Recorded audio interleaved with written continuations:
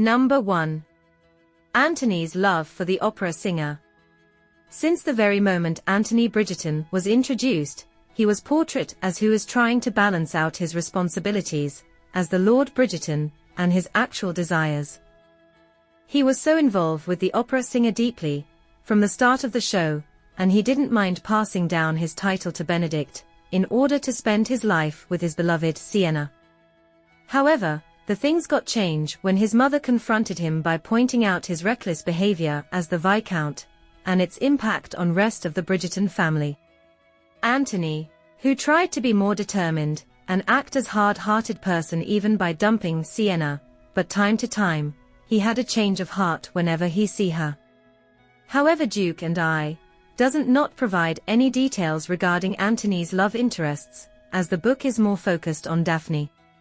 Since the second book of the series, The Viscount Who Loved Me, is more focused on Anthony, we could see if there is an unveil of a hidden love story of Anthony or not. Number 2. Mr. Mundrich. The close friend of Simon, Mr. Mundrich was introduced as a boxing player, loving father and a husband.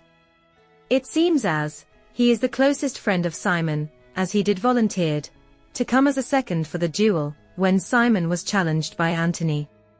He plays an integral part by agreeing to a deal with Baron Featherington, which was to lose his game intentionally, so that Baron Featherington can earn lot of money from the bet and pay a large sum to Mr. Mundrich so that his family could have a better life. He only agreed to jeopardize his honesty to bring his family a good state in economically.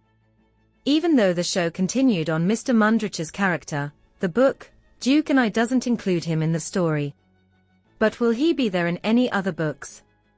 We will look into it gradually. Number 3.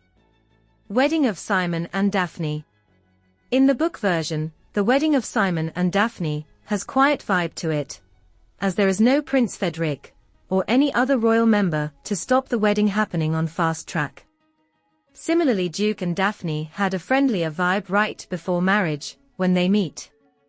They talk casually, and Daphne believed the awkwardness between them has been disappearing. During the wedding, when the bishop asked the groom to kiss the bride, the kiss went awkward and made Daphne and all the guests present laugh out loud, as well Gregory Bridgerton, who sneezed throughout the vows, found the kiss is very odd. But Daphne's youngest, 10-year-old sister Hyacinth Bridgerton, thought that laughing at a wedding is great, since it will continue on their marriage as a blessing. Number 4. Daphne's arrival to Cliveden and its traditions. In the book Duke and I, it was Daphne's idea to spend the night at an inn, as she thought traveling straight to Cliveden might be tiresome for them. Actually, they were left with one room in the inn, due to not reserving priorly.